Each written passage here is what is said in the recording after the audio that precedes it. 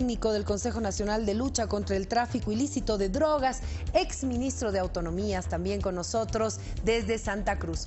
Buenas noches, un placer tenerlo en Todo a Pulmón. Buenas noches, Priscila. Bueno, teníamos esta nota previa con la inauguración, las palabras del presidente Evo Morales, de un evento internacional que ha movilizado a mucha gente en Santa Cruz. La importancia, por favor. Buenas noches.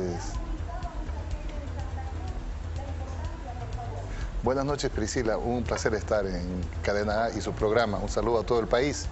En efecto, esta sesión extraordinaria de la Asamblea de Parlamentarios de América Latina y de Europa, que concentra hoy la atención internacional, se ha celebrado hoy con la presencia de 150 parlamentarios que están distribuidos en las 3 zonas del continente latinoamericano y también de Europa.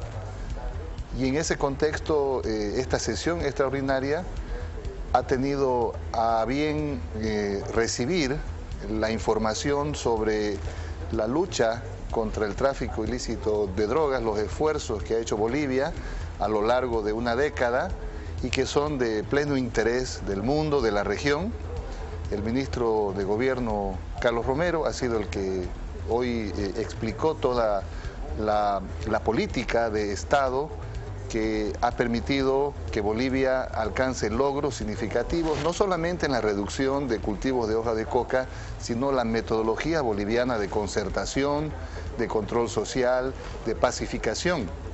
Este evento que se ha realizado el día de hoy ha recibido, como dije, esta información tan importante, pero creo que el marco principal de este Eurolat, como se conoce, ha sido el mensaje del presidente Evo Morales, quien ha abogado por la paz, por el diálogo en la región, reforzando el multilateralismo y generando una contribución para que el debate, la discusión parlamentaria de 2 continentes tan significativos, tan importantes, Europa y América Latina, pueda encaminar este debate parlamentario que se asiente en fortalecer el multilateralismo, las relaciones de estos 2 continentes, pero por sobre todo trabajar en los temas que nos conciernen en la región y en el mundo.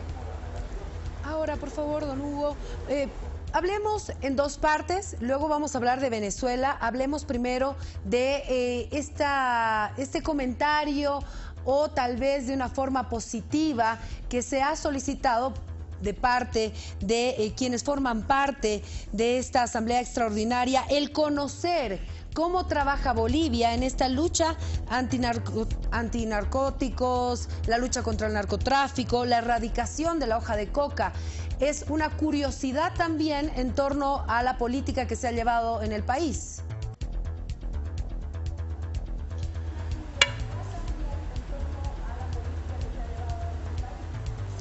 Mire, Priscila, Bolivia hace una década ha generado políticas públicas que han modificado ese esquema heredado que teníamos de la Ley 1008, de la erradicación forzosa de cultivos de hoja de coca, de la injerencia y el asiento de agencias de inteligencia extranjeras, de la violencia ejercida.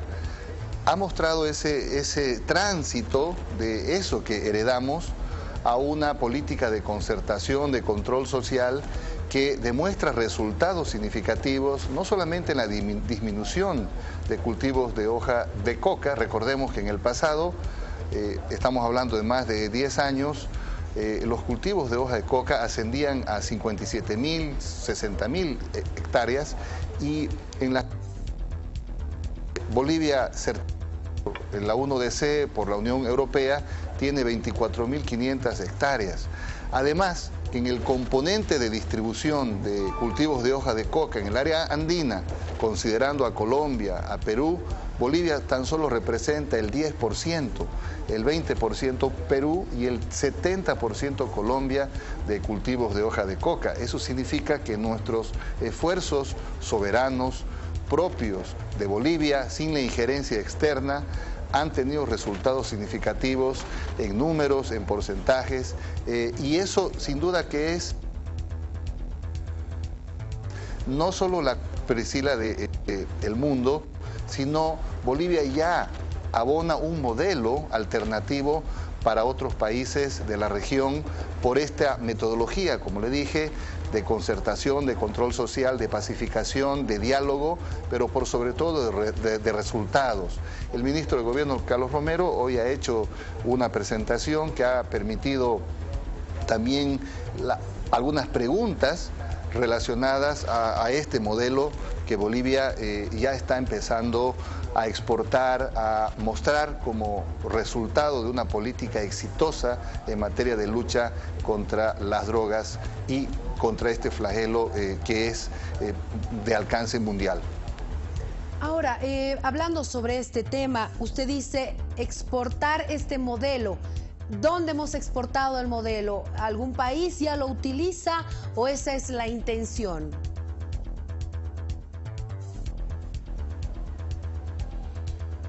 A partir de este modelo boliviano con las cifras, los resultados que son reconocidos y de conocimiento público a nivel internacional, es que los propios países vecinos, Perú, Colombia, han tenido también la preocupación y la necesidad de conocer más acerca de nuestro modelo de concertación. En Centroamérica también hay varios países que están solicitando la forma y la metodología como Bolivia ha aplicado nuevas normativas propias, soberanas, nacionales, para poder trabajar precisamente sobre estos temas. Por ello se prevé también que este año, en el mes de marzo, en un periodo de sesiones que abre Naciones Unidas, en Viena, Bolivia pueda mostrar su modelo, sus políticas públicas, resultados, como le he mencionado, y en ese contexto, por ello también los europarlamentarios, los parlamentarios del Caribe, de Centroamérica, del Parlamento Andino, del Parlamento Mercosur, han hecho esta solicitud para que Bolivia, en la Comisión de Seguridad, Derechos Humanos, presionó el día de hoy, pudiera el ministro de Gobierno hacer esta presentación tan importante que ha merecido el respaldo, el reconocimiento generalizado el día de hoy en esta reunión de Eurolat, como así se conoce. Ahora, más allá de lo positivo que pueda ser el modelo, la forma de conseguir la erradicación de la hoja de coca de una manera concertada, dialogando, haciendo un análisis crítico, el tema de la erradicación de la hoja de coca es positiva en nuestro país, nos falta todavía trabajar mucho, las cifras son las correctas que deberíamos tener según la norma.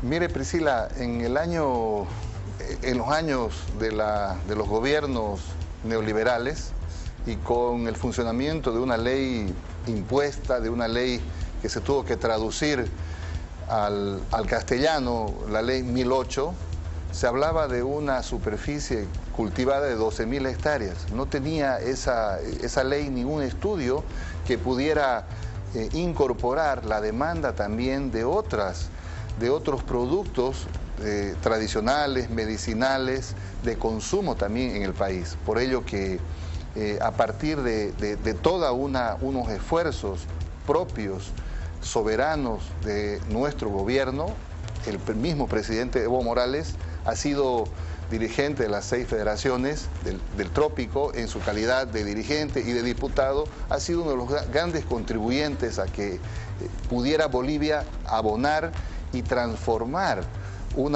de una política que en el pasado era impuesta, era injerencista, era violenta y producía división, producía conflicto, hacia el tránsito de una política social, concertada, que ahora sí tiene resultados. Entonces, en ese contexto, sin duda que el trabajo que desarrolla Bolivia tiene un amplio reconocimiento de Naciones Unidas. La UNODC, la Unión Europea reconocen estos esfuerzos y las cifras de medición que tienen sobre cultivos de hoja de coca, de hectáreas de hoja de coca. Reconocimiento.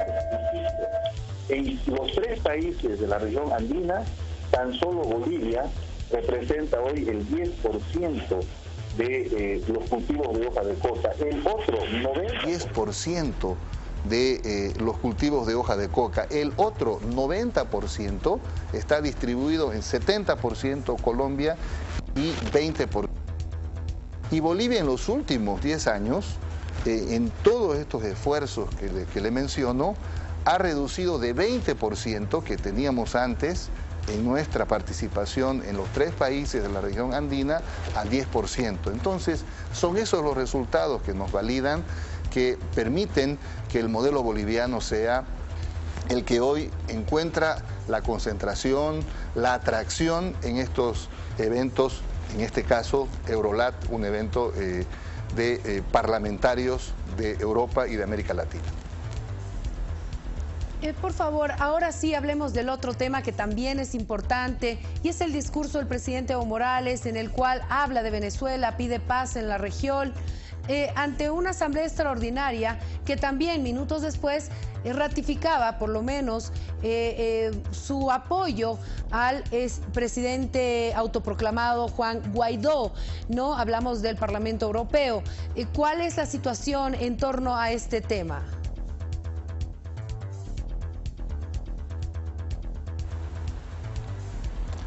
Bueno, el presidente Evo Morales hoy ha sido muy claro en el sentido de abonar un camino pacífico, dialogado, y que no se genere ningún tipo de intervención militar, porque América Latina es una zona de paz y Venezuela no puede estar sometida a esta amenaza del uso de la fuerza.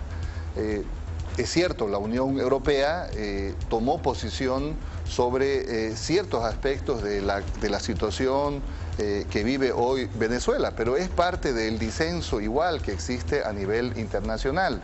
Hay países que han abonado un reconocimiento, una posición a favor de que los venezolanos, a través de sus propios mecanismos internos, sean los que puedan alcanzar la solución dialogada.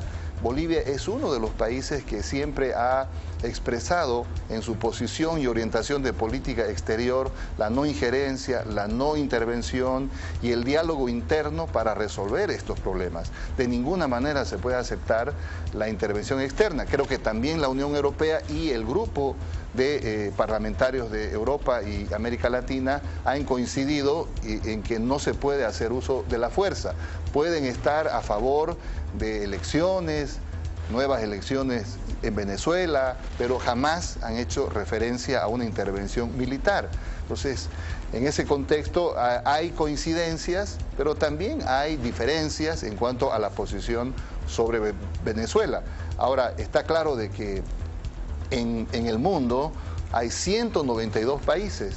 Hay algunos países que sí han cerrado filas en torno al autoproclamado presidente encargado de Venezuela, y también hay países, en su mayoría, que han establecido como posición y reconocimiento de gobierno al presidente Nicolás Maduro. Bolivia es uno de los países que reconoce la constitucionalidad, la legalidad y la legitimidad del presidente Nicolás Maduro.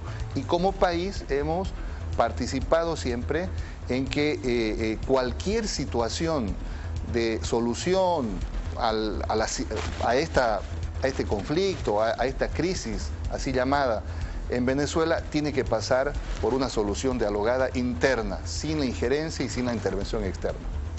Ahora, quiero un criterio suyo, por favor, a lo que dijo en las últimas horas el expresidente de Uruguay y referente de la izquierda latinoamericana, José Pepe Mujica, quien planteó una solución para el conflicto de Venezuela que pasa por negociar la realización de elecciones del Ejecutivo y Legislativo con la garantía de las Naciones Unidas. ¿Qué opina usted?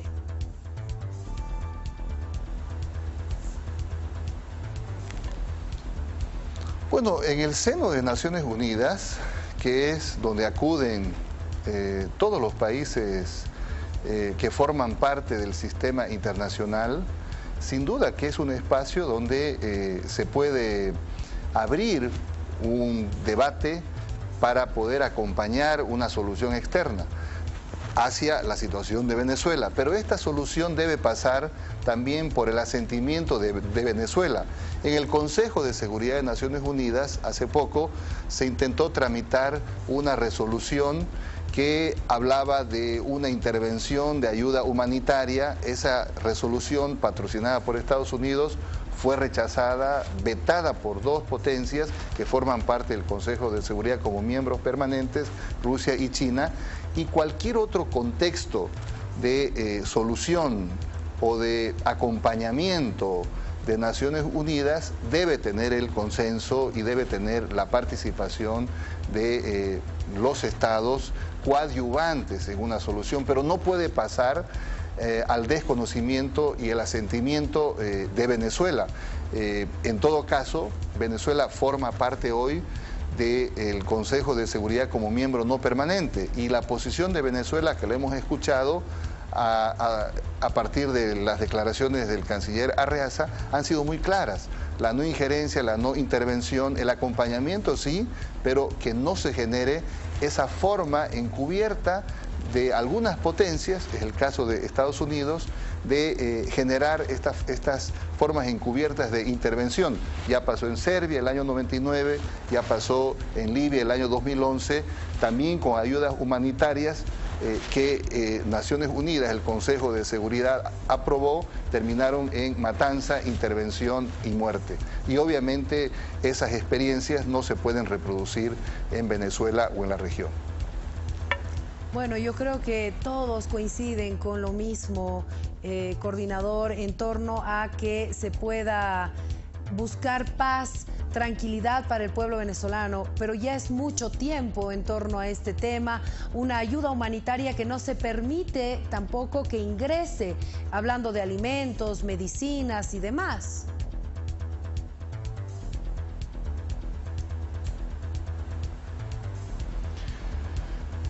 Sí, Priscila, pero la ayuda humanitaria tiene un procedimiento que se tramita precisamente en el seno de Naciones Unidas, es el Consejo de Seguridad.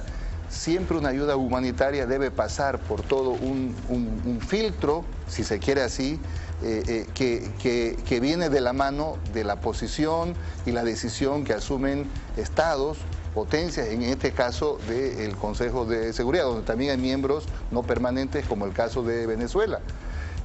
Fíjese las contradicciones, si se quiere.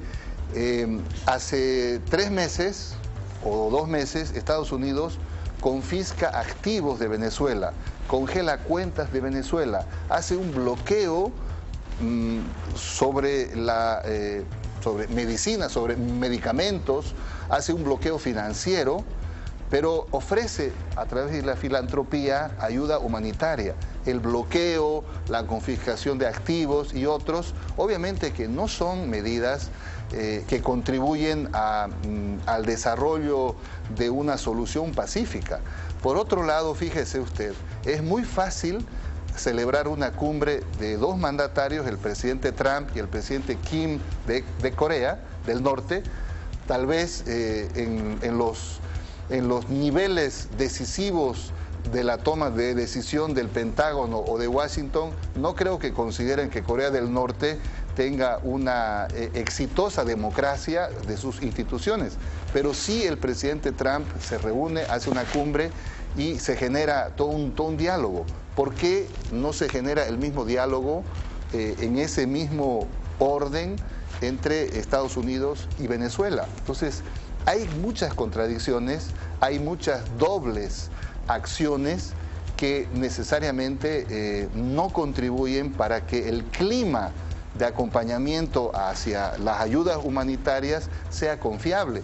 Máxime si se tiene 3 fronteras, Cúcuta en Colombia, Roraima en Brasil y el Caribe, en una constante presión de amenaza al uso de la fuerza. Entonces, todas estas cuestiones son muy complejas y no se pueden tramitar ayudas humanitarias con este contexto de una antesala a una intervención militar. Lo han dicho autoridades del máximo nivel diplomático de Estados Unidos, desde el propio presidente Trump hasta el secretario de Estado Pompeo. Entonces, es muy complejo y por eso hay que siempre apelar a que cualquier solución a la crisis venezolana, así llamada, por muchas cadenas internacionales, medios internacionales, tiene que pasar por un espacio de diálogo, pero que genere desde el interior de Venezuela, que tenga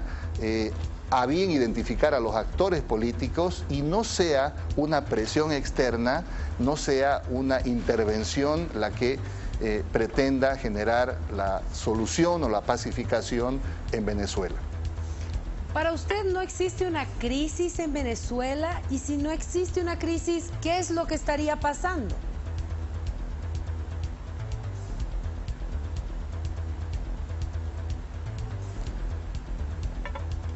Priscila, hace 2 décadas hay un acecho externo sobre Venezuela.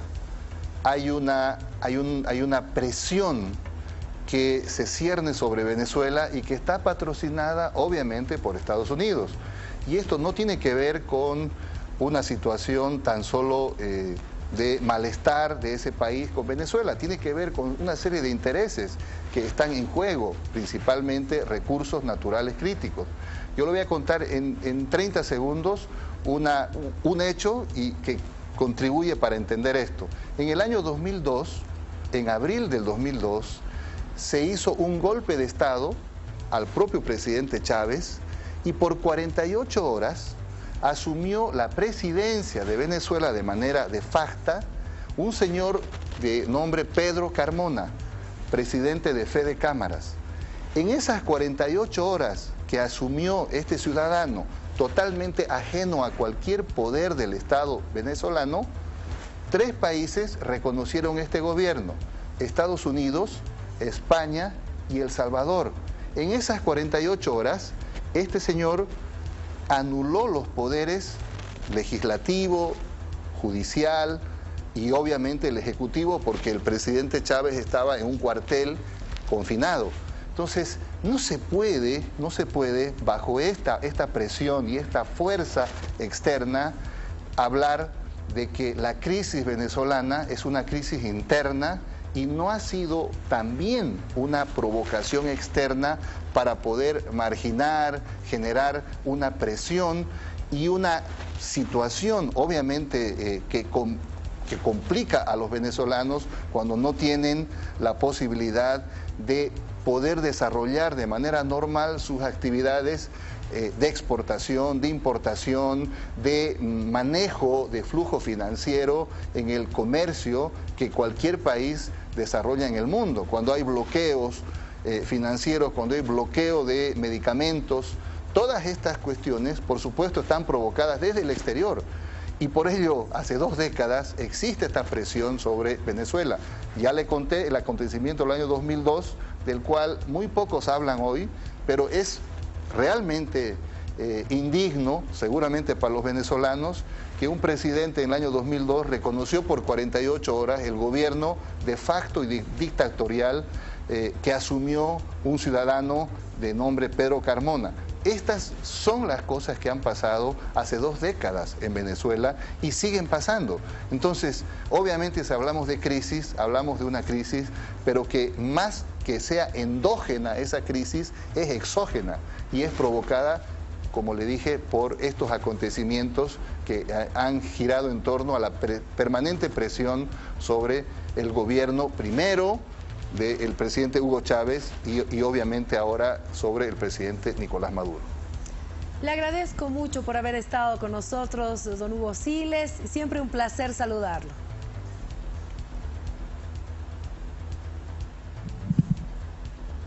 Gracias, Priscila, por la oportunidad. Buenas noches, un gusto. Nos vamos a la pausa, Ricardo.